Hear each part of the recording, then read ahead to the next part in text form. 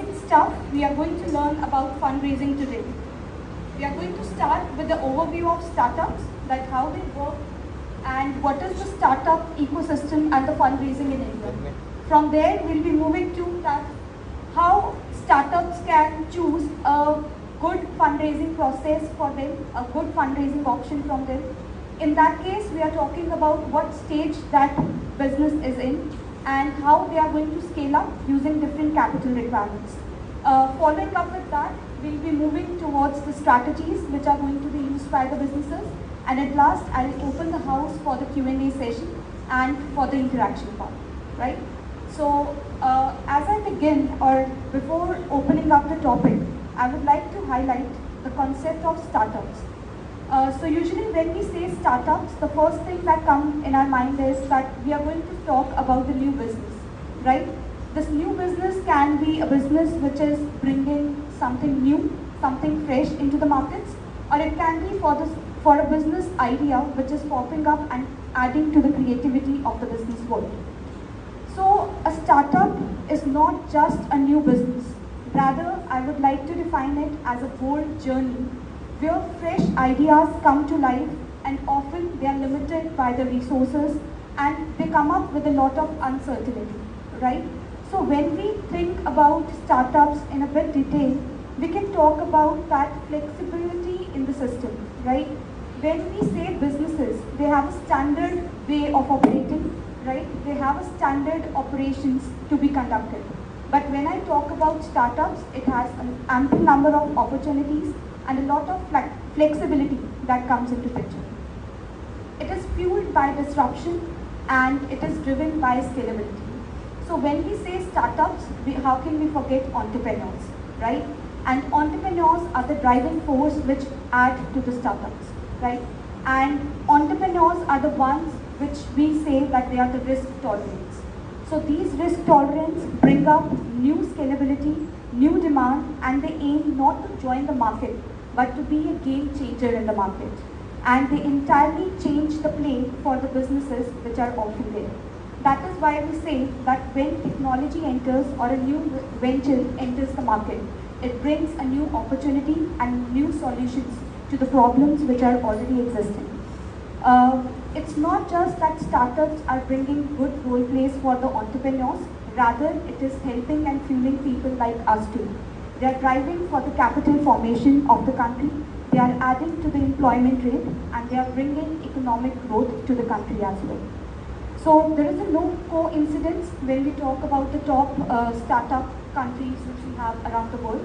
If I take a global look on the startups, all the top developing countries of the world or the top developed countries of the world have kept the concept of startups at point one, right? So if I talk about the top most country of the world, can we name that? That's US, correct.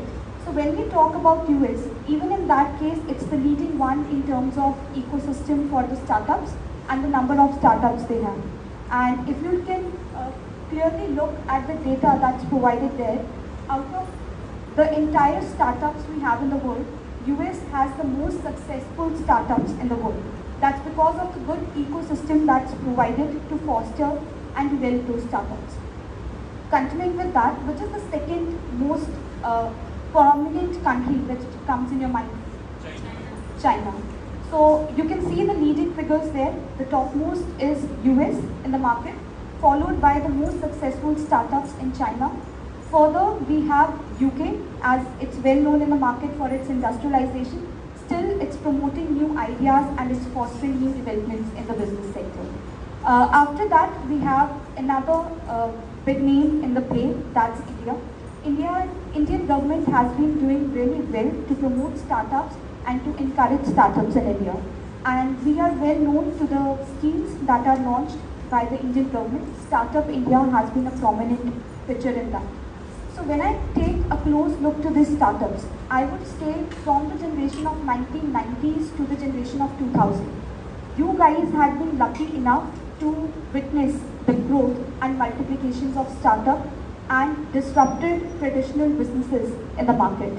So for generation, they have been built at a record speed, from epic revolutions, which we can see during the transforming how we are learning in the class. We are planning to move from not just the land to the moon.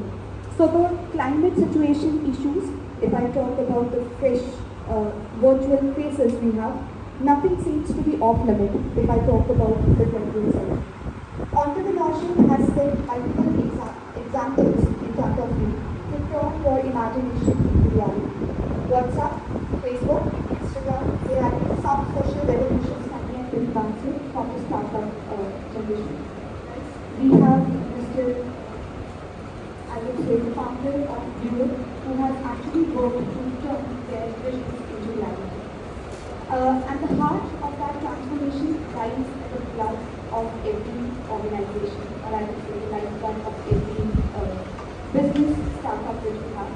So when we talk about that was a texting app.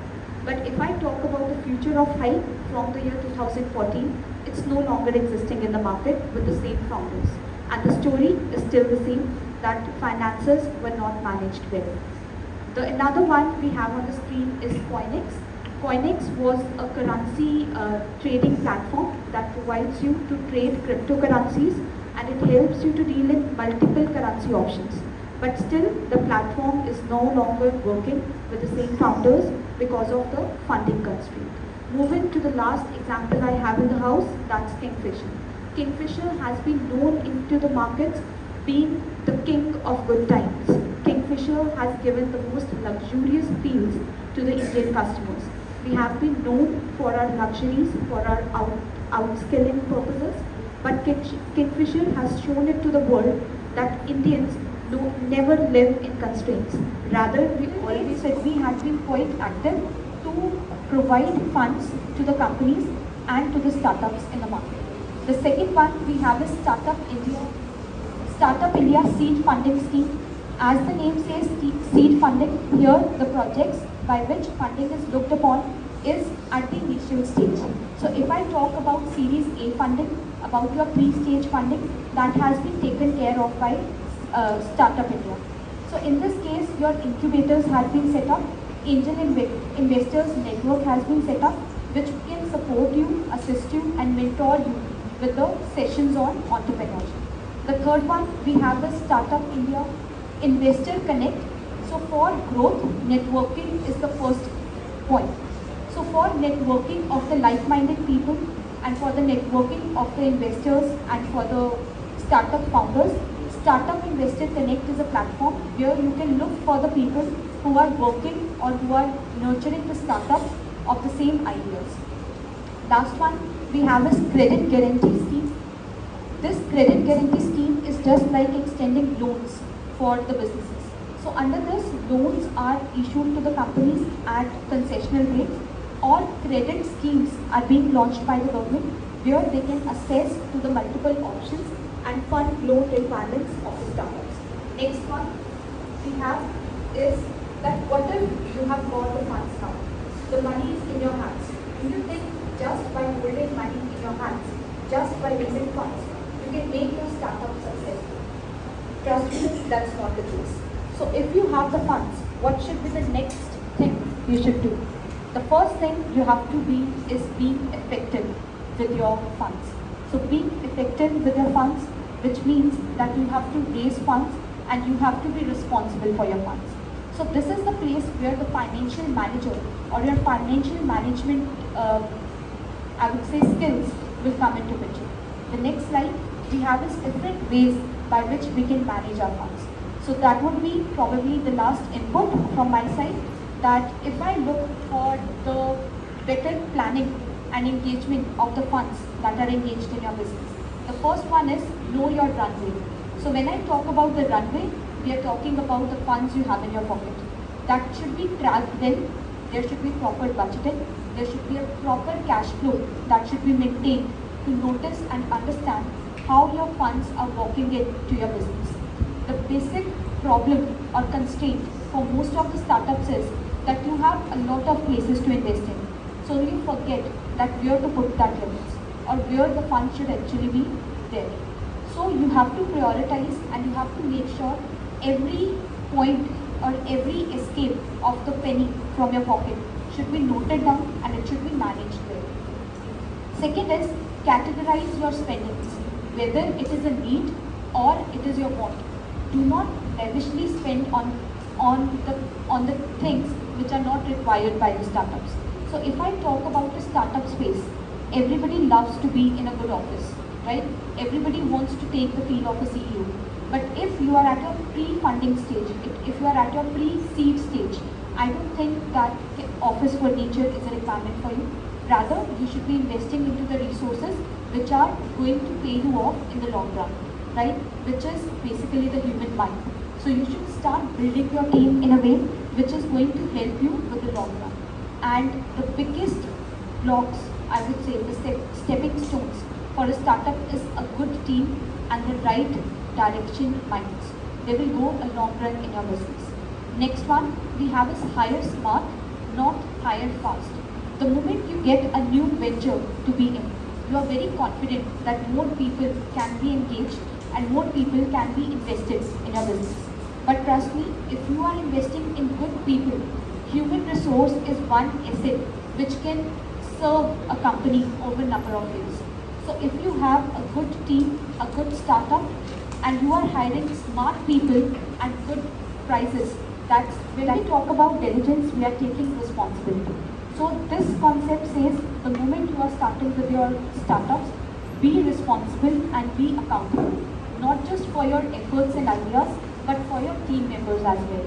So you have to be diligent, you have to be a hardworking person. You cannot put time constraints and you cannot put resource constraints while setting up a startup. You have to be there 24/7. You have to work with that startup 24/7 to be effective with your planning and execution. Next one, maintaining financial statements. So as we know, the success of any startup or any business cannot be eliminated without profits. So as a startup, you should look for your revenue generation sources. You should look for the profit making in your business so that things go well and you do not need more outsourcing of finance for your company. You should plan for the contingencies well in advance. And at last, diversify your investments. It's always said, never put all your eggs in one basket. The same goes here. If you feel that one startup is good, other one can serve best of your interest. So you always enjoy that flexibility in your startups to change, alter and modify for the bigger success. So there are certain metrics. This is the last takeaway from my side which you can use for building your startups. I hope there would be some entrepreneurs who would be helped out by these metrics. So how can you track your metrics? The first one is burn rate. You have to decide, you have to look for that how much cash is actually burning in your business. How much cash has been spent which is of no need, and you have to track it on regular basis. The next one we have is customer acquisition cost, which means how much you have to spend on advertisement to get customers in your product. How many freebies do you have to deliver to give customers to your business? So in this case, your customer acquisition cost, that's highest in your pre-seed stage. And as your business grows mature, the customer acquisition cost goes down. Adding on to this, the next metrics which we have is gross margin. So when we talk about gross margin, it basically says the profit that you are getting from delivery of your products and services. And at last, your revenues. Revenue metrics is another way by which you measure the growth of your business. So when you talk about scaling of your business, you want to go a level ahead. In this case, you are going to learn that what is the multiplication rate by which your startup is growing. Right? Last one, the next slide. We have is thank you.